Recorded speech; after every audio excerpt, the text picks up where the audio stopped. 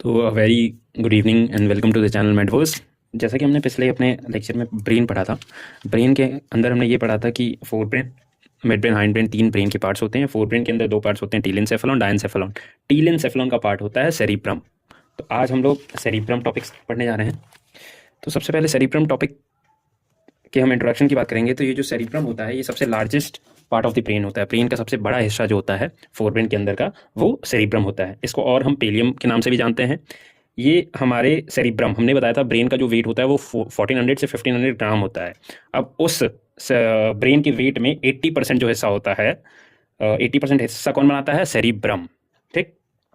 अब सेरिब्रम की लोकेशन की बात करेंगे तो जो क्रेनियल, मैंने बताया था क्रेनियल फोसा के अंदर हमारा ब्रेन सिचुएटेड होता है। तो जो क्रेनियल फोसा होती है उसका जो एंटीरियर साइड, मिडिल साइड और सुप्रा टेंटोरियल पार्ट जो होता है वो पोस्टीरियर क्रेनियल फोसा का, उसके अंदर सेरिब्रम हमारा रहता है। अब वो जो सेरिब्रम होते हैं वो दो सेरिब्रल हेमिस्फेयर ऐसे अटैच होते हैं और बीच का जो स्ट्रक्चर होता है उसको हम कहते हैं कॉर्पस कैलोसम। कॉर्पस कैलोसम के थ्रू दोनों सेरिब्रल हेमिस्फेयर्स आपस में अटैच्ड होते हैं। ठीक।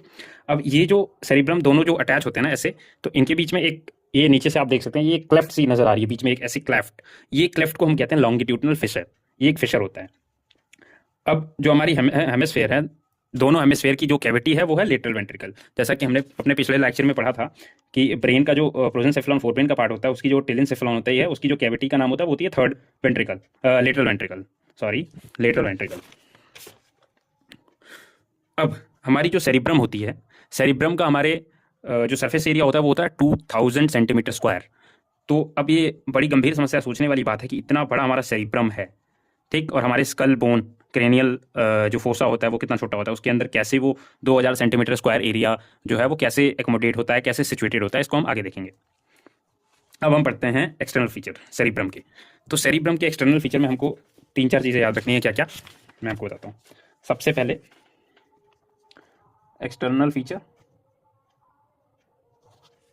सेरिब्रम।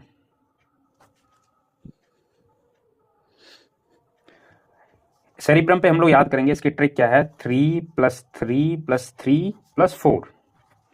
तीन क्या होते हैं? इसके पोल्स होते हैं। तीन क्या होती हैं? इसके सर्फेसेस होते हैं। तीन क्या होते हैं? इसके बॉर्डर्स होते हैं। और हम सबको पता है तीन क्या होती हैं? इसकी लोब्स होती हैं। ठीक। इसके पोल की बात करें तो इसके फिर तीन पोल्स आते हैं। एक आ जाएगा फ्रंटल पोल, एक आ जाएगा ऑसिपिटल पोल, एक आ जाएगा टेम्पोरल पोल। अब फ्रंटल पोल कहाँ रहेगा? एंटीरियर एंड पे। ऑसिपिटल बोन, ऑसिपिटल जो बोन होती है वो पीछे साइड होती है ना, तो ऑसिपिटल पोल जो है वो हमारा रहेगा पोस्टीरियर एंड पे। और टेम्पोरल पोल जो होता है ये भी एंटीरियर साइड पे रहता है, एंटीरियर एंड पे, किसके? Of the temporal lobe, temporal lobe के आगे। ठीक। तो ये हमने पढ़ लिया इसके तीन लोब्स। अब तीन सर्फेसेस के बारे में पढ़ते हैं। तो इसकी तीन सर्फेसेस हैं।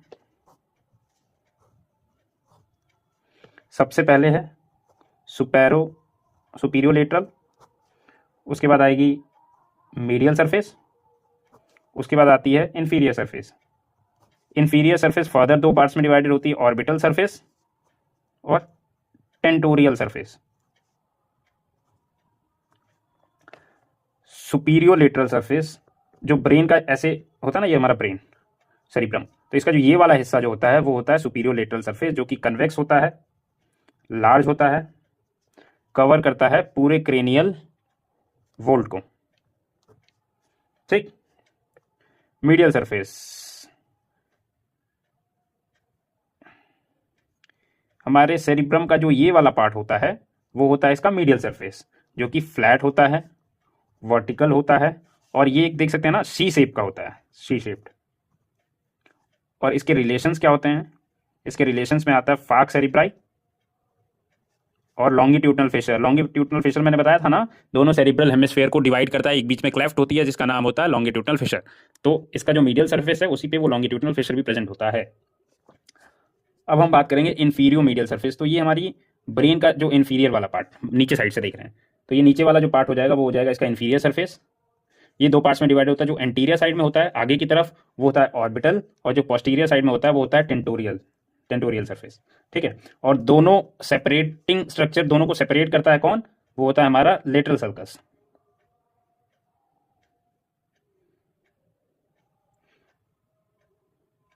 लेटरल सल्कस, और ये पार्ट किसका होता है? ये पार्ट होता है पोस्टीरियर टेंटोरियल पार्ट। ये जो लेटरल सल्कस है ये क्या करता है, दो पार्ट्स में इसको फर्दर डिवाइड करता है। एक हो जाता है पोस्टीरियर टेंटोरियल पार्ट, दूसरा हो जाता है एंटीरियर ऑर्बिटल सरफेस या पार्ट। एंटीरियर ऑर्बिटल पार्ट और पोस्टीरियर टेंटोरियल पार्ट। अब हम इसके लोब्स के बारे में पढ़ेंगे। तो लोब्स का तो आप सबको पता है, एक फ्रंटल लोब होता है, एक पैराइटल लोब होता है, एक टेम्पोरल लोब होता है, एक ऑसिपिटल लोब होता है। अब मैं इसको लाइए आपके डायग्राम से दिखा देता हूँ। ये हमारा डायग्राम है, superior lateral surface of the cerebral hemisphere. ये हमारा आ गया सेंट्रल सल्कस, सेंट्रल सल्कस। ये ऑसिपिटल लोब है, ऑसिपिटल के पास ये जो है ये पैराइटो ऑसिपिटल सल्कस है। ये हमारा आगे वाला हिस्सा जो हुआ ये हुआ फ्रंटल लोब, इसके पीछे पैराइटल लोब, सबसे पीछे ऑसिपिटल लोब। ये ऑसिपिटल लोब के पास वाला पोस्टीरियर में ऑसिपिटल पोल मैंने बताया था। फ्रंटल पोल, फ्रंटल लोब के आगे ये आपका हो गया टेम्पोरल लोब। टेम्पोरल लोब के एंटीरियर साइड में मैंने बताया था टेम्पोरल पोल, तो ये टेम्पोरल पोल हो गया। ये आप सेरिब्रल हेमिस्फीयर पे भी देख सकते हैं, जो ओरिजिनल डायग्राम है उसके ऊपर भी ये देखिए, ये वाला जो स्ट्रक्चर है वो सेंट्रल सर्कस है। इसके आगे पोस्ट सेंट्रल गायरस, इसके इस साइड प्री सेंट्रल गायरस। ये हमारा ऑसिपिटल लोब हो गया, ये हमारा ऑसिपिटल पोल हो गया। ये नीचे की साइड सेरिबेलम, आप सबको पता है, ये फ्रंटल लोब, ये टेम्पोरल लोब। यहाँ ऑसिपिटल बता ही दिया, यहाँ पैराइटल लोब आ जाएगा। तो ये हमने देख लिया उसके पोल्स, एक्सटर्नल फीचर्स। हमने सारी एक्सटर्नल फीचर्स देख ली। सेरिब्रम, सेरिब्रम के पोल्स 3, सरफेसेस 3, बॉर्डर्स 3, और ये हो गया लोब्स 4। बॉर्डर रह गया, बॉर्डर रह गया था। बॉर्डर देख लेते हैं। बॉर्डर, इसके 3 बॉर्डर्स होते हैं। कौन कौन से? सुपीरियो medial border, inferolateral border या इंफीरियो मीडियल बॉर्डर।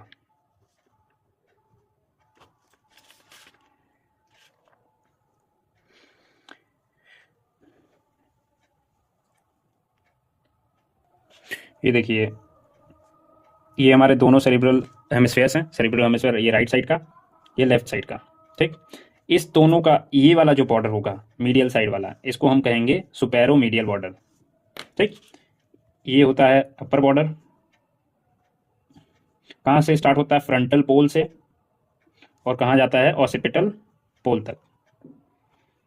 अब फ्रंटल पोल मैंने बताया था ना, फ्रंटल पोल से स्टार्ट होगा, ऑसिपिटल पोल तक जाएगा। यानी ऐसे यहाँ से जो जा रहा है वो है हमारा superolateral border, sorry superomedial border, ठीक। अब हम पढ़ते हैं inferolateral border. Inferolateral border कौन सा होगा? ये हमारी जैसे स्ट्रक्चर होगी, ठीक। इसका जो ये वाला बॉर्डर होगा, ये वाला बॉर्डर, इसे हम कहेंगे इंफीरियो lateral border.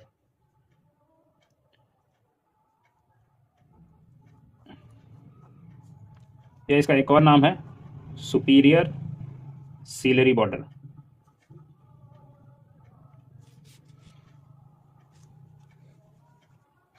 Inferior lateral border को हम कहते हैं सुपीरियर या सुपर सीलरी बॉर्डर। और ये क्या करता है? ये सेपरेट करता है हमारे separates superior lateral surface from inferior surface. ये एक सेपरेटिंग बॉर्डर है। ये क्या करता है? सुपीरियर लेटरल सरफेस को इंफीरियर सरफेस से सेपरेट करता है। और जो इसका इंटीरियर पार्ट है इसे हम कहते हैं सुपर सीलरी बॉर्डर। और यहाँ पे एक डिप्रेशन होती है 5 सेंटीमीटर के आसपास की।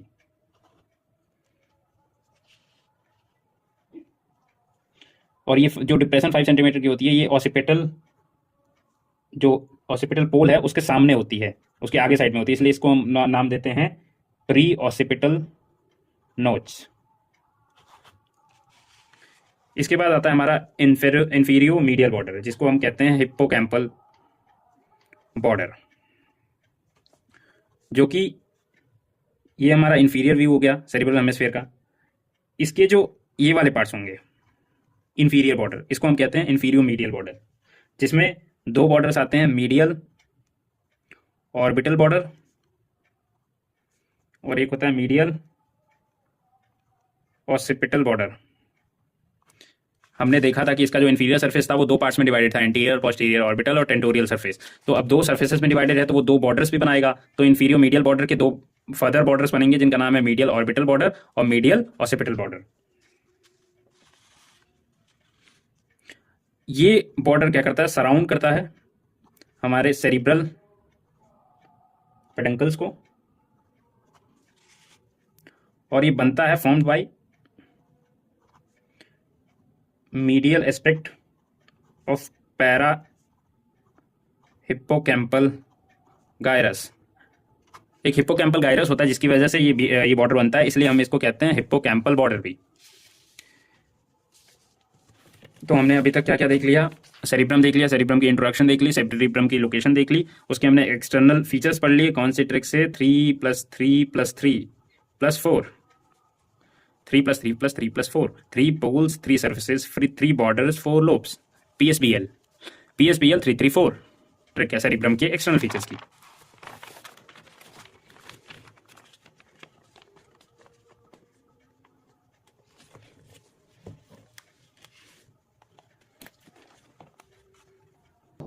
अब हम इसके पोल्स के बारे में पढ़ लेते हैं। तो सबसे पहले हमारा आता है फ्रंटल पोल। फ्रंटल पोल में क्या लिखा हुआ है, lies anterior to central sulcus and above the posterior ramus of lateral sulcus. तो यहाँ डायग्राम में आप सब देख सकते हैं, ये देखिए ये हमारा है सेंट्रल सर्कस। सेंट्रल सर्कस के आगे साइड है हमारा फ्रंटल पोल, नीचे से है हमारी posterior ramus of lateral circus. यानी फ्रंटल पोल जो है वो सेंट्रल सर्कस और posterior ramus of lateral circus के बीच में सिचुएटेड है। इसके बाद अब हम बात करेंगे पैराइटल लोब। पैराइटल लोब जो है वो सेंट्रल सर्कस के बिहाइंड है, behind central sulcus and पैराइटो occipital circus के बीच में, in between central sulcus and पैराइटो occipital circus.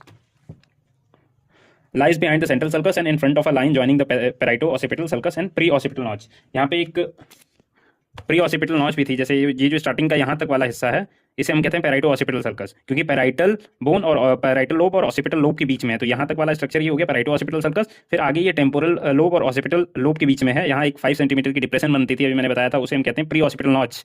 तो ये आगे हो जाएगा प्री-ऑसिपिटल नॉच। तो इसको हम कहेंगे lies behind the central sulcus and in front of a line joining the parieto-occipital sulcus and pre-occipital notch. अब हम बात करेंगे temporal lobe. Temporal lobe lies below the posterior ramus of lateral sulcus and horizontal line extending backwards from pre-occipital notch. ये देख लीजिए posterior ramus of lateral sulcus है, और pre-occipital notch को अगर हम और ज़्यादा ऐसे एक्सटेंड कर देंगे तो इसके बीच में जो स्ट्रक्चर है वो है टेम्पोरल लोब। यही कहना चाह रहा है। Occipital lobe lies behind the line joining पैराइटो-ऑसिपिटल sulcus and pre-occipital notch. पैराइटो-ऑसिपिटल circus और प्री-ऑसिपिटल नॉच के पीछे वाला जो लोब है उसे हम कहेंगे ऑसिपिटल लोब। तो ये हमारे चारों लोब्स खत्म हुए। इसके बाद हमारे लोब्स के अंदर ये 4 लोब्स आते हैं, उसके बाद एक और स्ट्रक्चर आता है जिसका नाम है इंसुला। अब हम देख लेते हैं इंसुला क्या होता है। इंसुला को हम एक सेंट्रल लोब भी कहते हैं, इंसुला को हम सेंट्रल लोब भी कहते हैं, सेंट्रल लोब, या इसे हम कहते हैं आइसलैंड ऑफ रायल। शायद साइंटिस्ट के नेम पे होगा आइसलैंड ऑफ रायल। अब इंसुला क्या करता है, insula lies deep in the floor of lateral fissure surrounded by circular sulcus and overlapped by adjacent cortical areas called the opercula. Insula जो है हमारे लेटरल फिशर जो है उसके बीच में स्ट्रक्चर है, एक सर्कुलर सर्कस होती है, उसके बगल की जो एरिया है उसे हम कहते हैं कॉर्टिकल एरियाज, उनको हम लोग कहते हैं ओपरकुला।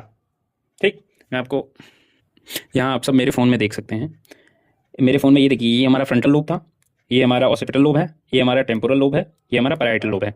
मैंने बताया था जो दोनों हमारे सेरिब्रल हेमिस्फेयर्स होते हैं उनके बीच से एक क्लेफ्ट जैसा स्ट्रक्चर निकलता है जिसका नाम होता है लॉन्गिट्यूडनल फिशर।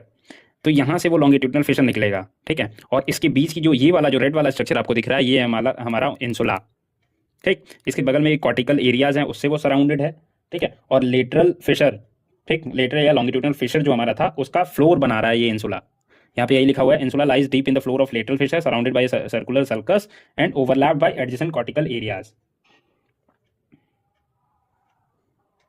मेरे इस डायग्राम में और अच्छे से क्लियर हो जाएगा। यहाँ आप देख सकते हैं सेंट्रल सर्कस ऑफ इंसुला, ये हमारा सेंट्रल सर्कस है इंसुला का, इसके आगे वाला ये एंटीरियर लोब है, ये पोस्टीरियर लोब है इंसुला का। अब इंसुला जो होती है उसकी लोकेशन मैंने बता दी, सेंट्रल लोब, ठीक, lies deep below the bottom of lateral circus. और ये ट्रायंगुलर जैसी स्ट्रक्चर है ना, ये देखिए, ये यहाँ से ऐसे देखा जाए तो एक ट्रायंगल जैसा शेप बना रहा है, तो इसका स्ट्रक्चर जो है वो ट्रायंगुलर है। इसके 3 ओपरकुले होते हैं, फ्रंटल ओपरकुलम, पैराइटल ओपरकुलम और टेम्पोरल ओपरकुलम। फ्रंटल ओपरकुलम जो है वो लाई करता है आपका एंटीरियर और असेंडिंग रेमाई ऑफ लेटरल सल्कस। मैंने बताया था ना, ये देखिए आपका लेटरल सल्कस हो गया, इसके आगे वाला जो हिस्सा होगा वो फ्रंटल ओपर्कुलम का होगा, जो कि एंटीरियर लोब जिसे हम कहेंगे। उसके बाद हो जाएगा parietal operculum lies behind the ascending and posterior rami of lateral sulcus. ये हमारा लेटरल सल्कस, इसके पीछे वाला जो होगा वो हमारा हो जाएगा पैरेटल ओपर्कुलम। उसके बाद आ जाएगा टेम्पोरल ओपर्कुलम। टेम्पोरल ओपर्कुलम क्या करेगा, below posterior ramus of lateral sulcus found by superior temporal gyrus. जो टेम्पोरल ओपर्कुलम है वो बनेगा हमारा सुपीरियर टेम्पोरल गायरस से। टेम्पोरल यहाँ पे होगा हमारा टेम्पोरल ओपर्कुलम। इसके हमारे पास पार्ट्स होते हैं, 4 पार्ट्स होते हैं, ज़्यादा उस पर ध्यान देने की जरूरत नहीं है। गायराई ब्रेविया, गायराई लॉन्गा, लाइमन इंसुला और सेंट्रल सल्कस। इसका फंक्शन जो होता है वो हमारे ऑल्फैक्शन में काम देती है, टेस्ट में काम आता है और लैंग्वेज में काम देती है। तो ये हमारे हो गया इंसुला का लोकेशन, ओपर्कुले, पार्ट्स और फंक्शंस। तो वीडियो बहुत ज़्यादा लंबी हो जा रही है, तो इसके लिए आज हम यहीं पे समाप्त करते हैं। आज हमने पढ़ा सेरिब्रम, सेरिब्रम के इंट्रोडक्शन को पढ़ा, सेरिब्रम की लोकेशन को पढ़ा, सेरिब्रम के एक्सटर्नल फीचर्स को पढ़ा। एक्सटर्नल फीचर्स में हमने पोल्स पढ़े, 3 सर्फेसेस 3 पढ़ी, 3 बॉर्डर्स पढ़े, 4 लूप्स पढ़े। और इसके बाद हमने पढ़ा इंसुला। इंसुला पे इसका एक्सटर्नल फीचर्स खत्म होता है। इसके बाद सल्काई गायराई और जो हमारे इंटरनल फीचर्स हैं वो हम कल पढ़ेंगे। सल्काई गायराई पढ़ेंगे, सेंट्रल सल्कस के बारे में पढ़ेंगे। उसके बाद हम अपने फंक्शनल एरियाज पढ़ेंगे।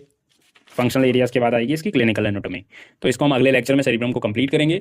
उसके बाद फिर हम इसके मिड ब्रेन का पार्ट, हाइंड ब्रेन का पार्ट, ब्रेन करेंगे, फिर स्पाइनल कॉर्ड करेंगे और उसके बाद फिर हम नर्व्स करते हुए कुछ इंपॉर्टेंट नर्व्स के साथ इस चैप्टर को समाप्त करेंगे। तो तब तक के लिए आप सभी का बहुत बहुत धन्यवाद।